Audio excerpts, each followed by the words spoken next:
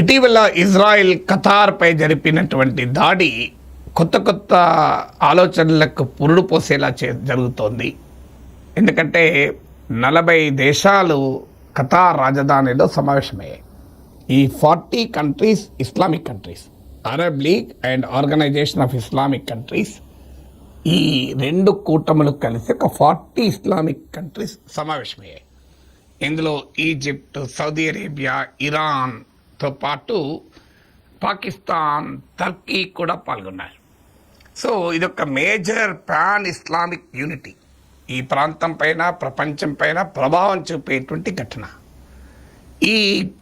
ఈ సమావేశంలో ఒక కొత్త ప్రపోజల్ ఏమొచ్చిందంటే అరబ్ ఇస్లామిక్ నాటోను ఏర్పాటు చేయాలి అని. నాటో అంటే అమెరికా నాయకత్వంలోని పశ్చిమ దేశాల మిలిటరీ కూటమి, నార్త్ అట్లాంటిక్ ట్రీటీ ఆర్గనైజేషన్. ఈ నాటో రూల్ ఏంటంటే ఏ ఒక్క దేశం పైన దాడి జరిగినా తమపైనే దాడి జరిగినట్టుగా భావిస్తారు. అందుకే ఉక్రెయిన్ చాలా కాలంగా నాటో మెంబర్షిప్ అడుగుతోంది. ఇప్పుడు అరబ్ దేశాలకు కూడా ఆ విధంగా తాము కూడా ఒక నాటోను ఏర్పాటు చేయాలి, అరబ్ ఇజ్రాయిల్ నాటోను ఏర్పాటు చేయాలి అన్న ప్రతిపాదన వచ్చింది.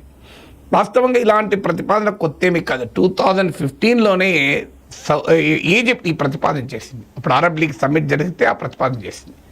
ఇప్పుడు 2025లో మళ్ళీ ఆ ప్రతిపాదన ముందుకొచ్చింది. ఈజిప్ట్ ప్రతిపాదన అంటే ఈజిప్ట్ వెస్ట్ ఏషియాలోనే లార్జెస్ట్ ఆర్మీ ఉన్నటువంటి కంట్రీ. సో ఈజిప్ట్ చెప్పేదంటే మేము ఒక 20,000 ట్రూప్స్ను అరబ్ ఇస్లామిక్ నాటోకు అందిస్తాం. ఇలా ప్రతి దేశము ట్రూప్స్ను అలాగే డబ్బులు సమకూర్చాలి. అరబ్ దేశాలకు డబ్బు కొరత ఏమీ లేదు.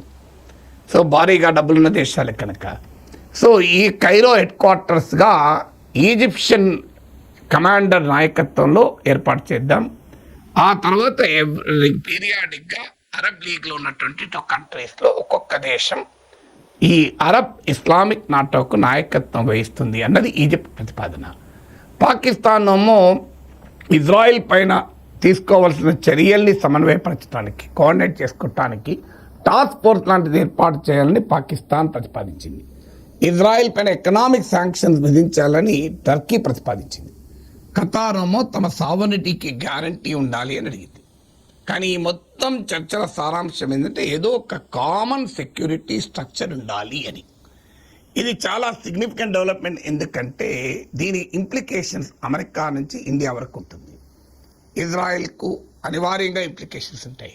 జియో పాలిటిక్స్నే మార్చగలిగేటువంటి ఒక పవర్ఫుల్ అంశం. అయితే అంత సులభం కాదు ప్రాక్టికల్గా. ఎందుకంటే ఈ దేశాలన్నీ ప్రజాస్వామిక దేశాలు కాదు, రాచరికాలు ఉన్నాయి, నిరంకుశ ప్రభుత్వాలు ఉన్నాయి, మధ్యలో వాళ్ళ గొడవలు ఉన్నాయి. ఇప్పుడు సౌదీ అరేబియా, ఇరాన్ మధ్య సంబంధాలు అంత గొప్పగా ఉండవు. ఇటీవల చైనా ఆధ్వర్యంలో సౌదీ అరేబియా, ఇరాన్ల మధ్య ఒప్పందం కుదిరింది. ఇక ఇజ్రాయెల్ వ్యతిరేకించడంలో కూడా అన్ని దేశాలు ఒకే రకంగా లేవు. ఇరాన్ లాంటి దేశాలు, టర్కీ లాంటి దేశాలు చాలా గట్టిగా రాజీ లేకుండా ఇజ్రాయెల్ వ్యతిరేకిస్తాయి. ఈజిప్టులు ఇలాంటి దేశాలు రకరకాల ఒప్పందాలు ఇజ్రాయెల్తో చేసుకున్నవి. ఇజ్రాయెల్తో క్యాంప్ డేవిడ్ అగ్రిమెంట్ అని, అబ్రహాం అకార్డ్ అని, యునైటెడ్ అరబ్ ఎమిరేట్స్లు, ఈజిప్ట్లు ఇలాంటివన్నీ ఒప్పందాలు చేసుకున్నాయి. వాస్తవంగా Saudi Arabia Israel normalisation talks జరుగుతున్న సమయంలో అది పాలస్తీనా సమస్యను పక్కదారి పట్టిస్తుందని గమనించిన హమాస్ ఇజ్రాయెల్పై దాడి చేసింది. అక్కడితో ప్రారంభమైంది గాజా వార్. ఎందుకంటే ఇజ్రాయెల్ ఎత్తగడ ఏంటంటే పాలస్తీనా ఇష్యూను పక్కదారి పట్టించాలి, దాన్ని ఇక పర్మనెంట్గా రిఫ్రిజిరేటర్లో పెట్టాలి అంటే అరబ్ దేశాలతో సంబంధాలు మెరుగుపరుచుకోవాలి అన్నది ఇజ్రాయెల్ ఎత్తుగడ. అందులో భాగంగానే అమెరికా సహకారంతో camp David agreement, Abraham accord ఇలాంటి ఒప్పందాలు కూడా చేసుకున్నది. అందువల్ల ఇజ్రాయెల్ పట్ల ఎలా వ్యవహరించాలన్న దాంట్లో కూడా భిన్నాభిప్రాయాలు ఉన్నాయి. అందులో అమెరికాతో సంబంధాల విషయంలో కూడా భిన్నాభిప్రాయాలు ఉన్నాయి. ఇరాన్ లాంటి దేశాలు చాలా బలంగా అమెరికాపైకు వ్యతిరేకంగా నిలబడే దేశాలు. అలాగే Saudi Arabia, United Arab Emirates, Pakistan, Egypt ఇవి అమెరికాకు మిత్ర దేశాలు. సో ఇలా జియో పాలిటిక్స్ డిఫరెన్సెస్ ఉన్నాయి, ఫారిన్ పాలసీలో డిఫరెన్సెస్ ఉన్నాయి, ఆయా దేశాల ఇంట్రెస్ట్లలో కూడా డిఫరెన్సెస్ ఉన్నాయి. కానీ మనకి ఎప్పుడు తెలుసు, ఒక క్రైసిస్ ఎప్పుడు కూడా ఒక ఆపర్చునిటీని, ఒక మార్పుకు కారణమవుతాయి. ఏ సంక్షోభమైనా ఒక మార్పుకు కారణమవుతాయి. ఉదాహరణకు గల్వాన్లో ఇన్సిడెంట్ తర్వాత భారత్ చైనా సంబంధాలు బాగా దెబ్బతిన్నాయి. అసలు ఒక దశలో మనకు దౌత్య సంబంధాలే ప్రశ్నార్థకమయ్యాయి. ట్రంప్ టారిఫ్ల దాడికి భారత్ చైనాల మధ్య నార్మలైజేషన్ మొదలైంది. డైరెక్ట్ ఫ్లైట్స్ మొదలయ్యాయి, వీసాలు పెరుగుతున్నాయి, చైనా పెట్టుబడులు ఇండియాలో పెరుగుతున్నాయి, ట్రేడ్ పెంచుకుంటున్నారు, హై లెవెల్ పొలిటికల్ కాంటాక్ట్లు జరుగుతున్నాయి. నిన్నగా మన జరిగిన పాకిస్తాన్ యుద్ధంలో చైనా ఓపెన్గా పాకిస్తాన్ మద్దతు ఇచ్చింది. అయినా కూడా అవన్నీ మర్చిపోయి భారత్ మళ్ళీ చైనాలు దగ్గర అవుతున్నాయి. అందువల్ల ఇప్పుడు కూడా ఒక క్రైసిస్ కొత్త అలైన్మెంట్లకు దారితీసే అవకాశాన్ని కూడా కొట్టిపారేయలేము.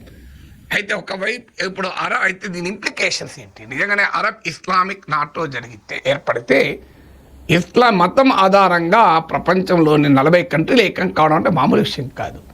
ఈ ఇతర దేశాలకు ఒక పెద్ద సవాల్గా మారుతాయి. అమెరికాకు సవాల్ ఏంటంటే, అమెరికా చాలా దశాబ్దాలుగా 100 ఏళ్లకు పైగా ఆంగ్లో అమెరికన్ వార్ జరుగుతున్నాయి. ఎందుకంటే ప్రపంచంలో 2/3 ఆఫ్ ఆయిల్ రిజర్వ్స్ ఇక్కడే ఉన్నాయి. అందువల్ల అమెరికన్ కంపెనీలు ఇక్కడ తిష్ట వేసుకొని ఉంటాయి. అమెరికాకు సాటిలైట్ కంట్రీస్గా ఈ దేశాలు ఉంటాయి. అమెరికాలో ఉన్న షేక్లు, రాజులు, వీరికి అరబ్లో వెస్ట్ ఏషియాలో ఉన్న షేక్లు, నియంతలు, వీళ్ళందరికీ కూడా అమెరికానే అండగా ఉంటుంది. సో అందుకే Saudi Arabia, United Arab Emirates ఇంకా ఈ ఆధునిక కాలంలో కూడా రాచరిక వ్యవస్థలుగానే మిగిలిపోయాయి కూడా. అమెరికా చలవతో ఇది జరుగుతుంది. అందుకే ట్రంప్ 2 సార్లు అధికారంలోకి వచ్చాక కూడా 2 సార్లు పశ్చిమాసియాల్లోనే పర్యటించారు. సో అందువల్ల అమెరికా రక్షణ వలయం ఉంటుంది ఈ అరబ్ దేశాలకు. మీకు ఉదాహరణకు కువైట్, ఖతార్, బెహ్రీన్, ఇలా చాలా దేశాల్లో అమెరికన్ ఫోర్సెస్ కూడా ఉన్నాయి గ్రౌండ్ పైన. సో ఇప్పటిదాకా అరబ్ దేశాలకు అమెరికా ఒక రక్షణ కవచంగా ఉంది. అందులో ఇరాన్ లాంటి దేశాలు మినహాయిస్తే ఇప్పుడు అరబ్ నాటో అంటే మా సంగతి మేము చూసుకుంటామంటే అమెరికాకు అంజాన్ కొట్టడమే. ఒకవైపేమో యూరప్ విషయంలోనేమో ట్రంపే మీ సంగతి మీరు చూసుకోండి అంటున్నాడు. కానీ ఇక్కడ వెస్ట్ ఏషియాకి వచ్చే వరకు మాత్రం లేదు మేమే చూసుకుంటామంటున్నాడు. ఎందుకంటే వీళ్ళు ఏకమైతే అమెరికా ఇన్ఫ్లుయెన్స్ ఈ ప్రాంతంలో తగ్గిపోతుంది. అమెరికా మిత్రదేశమైన ఇజ్రాయిల్కు కూడా నష్టం. అందుకే అమెరికాకు జియో పొలిటికల్గా రివర్సల్ అవుతుంది, పెద్ద ఛాలెంజ్ అవుతుంది. అందుకే అరబ్ నాటో పట్ల అమెరికా కాస్త ఆందోళన వ్యక్తం చేస్తూ ఖతార్ పైన ఇజ్రాయెల్ దాడిని అమెరికా ఖండించింది. అయితే చాలా మైల్డ్గా ఖండించింది. అమెరికా విదేశాంగ మంత్రి మార్క్ రుబియో వెంటనే ఇజ్రాయెల్కి వెళ్ళాడు, ఇప్పుడు ఖతార్ కూడా వెళ్తున్నాడు. సో అందువల్ల ఈ డెవలప్మెంట్స్ అమెరికాకు ఆందోళన కలిగిస్తుంది. ఇజ్రాయెల్కి ఆందోళన ఏంటంటే, ఇజ్రాయెల్ ఇప్పటి వరకు అన్ని దేశాలతో యుద్ధాలు చేస్తూనే ఉంది. లెబనాన్, ఇరాన్, యమన్, పాలస్తీనా, గాజా, సిరియా, ఇలా అన్ని దేశాలతో చేస్తుంది. ఇప్పుడు ఈ అన్ని దేశాలు కలిస్తే ఇప్పటి వరకు ఇరాన్ అమెరికాకు వ్యతిరేక దేశం కనుక అనేక అరబ్ దేశాలు ఇరాన్ను దూరంగా ఉన్నాయి. ఇప్పుడు ఇజ్రాయెల్ వ్యతిరేక అరబ్ ఇస్లామిక్ కూటమి అయితే ఇరాన్స్ యాక్సిస్ ఆఫ్ రెసిస్టెన్స్తో ఇజ్రాయెల్ పోరాడి పైచేయి సాధించింది. యాక్సిస్ ఆఫ్ రెసిస్టెన్స్ ప్రతిఘటన కూటమిలో ఇరాన్, యమన్లోని హూతీలు, ఇరాక్లోని షియా మిలీషియా, లెబనాన్లోని హిజ్బుల్లా, గాజాలోని హమస్, ఇందులో సభ్యులు ఇప్పుడు ఏకంగా అరబ్ ఇస్లామిక్ నాటో అంటే అన్ని దేశాలు కలుస్తాయి. ఇందులో ఇరాన్, ఇరాక్ నుంచి మొదలుకొని పాకిస్తాన్, టర్కీ వరకు. సో ఇజ్రాయిల్ వర్సెస్ ఇస్లామిక్ వరల్డ్గా మారిపోతుంది. అది ఇజ్రాయిల్ బలహీనపరుస్తుంది. ఇండియాకు చాలా ప్రమాదకరం. ఎందుకంటే పాకిస్తాన్ ఈ కూటమిలో ఉండే అవకాశం ఉంది. ఆల్రెడీ ఈ అరబ్ ఇస్లామిక్ నాటోపై జరిగిన చర్చలో పాకిస్తాన్ హాజరైంది. ఇప్పటికే పాకిస్తాన్ ఇస్లాం పేరిట భారత్ వ్యతిరేక పోరాటంలో సహకారాన్ని ఆశిస్తోంది. ఇస్లాం పేరిటనే తుర్కీయే, అజర్బైజాన్లు ఇటీవల ఆపరేషన్ సింధూర్ సందర్భంగా బహిరంగంగా పాకిస్తాన్కి మద్దతు ఇచ్చాయి. సో అందువల్ల ఈ ప్రమాదం మనకుండే ప్రమాదం కూడా ఉంది. అందులో అమెరికానే పాకిస్తాన్కు అనుకూలంగా వ్యవహరిస్తుంది. ట్రంప్ ఐ లవ్ పాకిస్తాన్ అంటున్నాడు. ఇప్పుడు అరబ్ నాటో ఏర్పడితే అందులో పాకిస్తాన్ భాగస్వామి అయితే, అరబ్ ఇస్లామిక్ నాటో ఏర్పడితే అది భారత్కు మరింతగా ఛాలెంజ్గా మారబోతుంది. ఏర్పడుతుందో లేదో ఇప్పుడే చెప్పలేం, కానీ ఇది చాలా సీరియస్ సవాళ్లను, ఇంటర్నేషనల్ ఆర్డర్లో సీరియస్ మార్పులకు కారణమయ్యే ప్రమాదం కూడా ఉంది.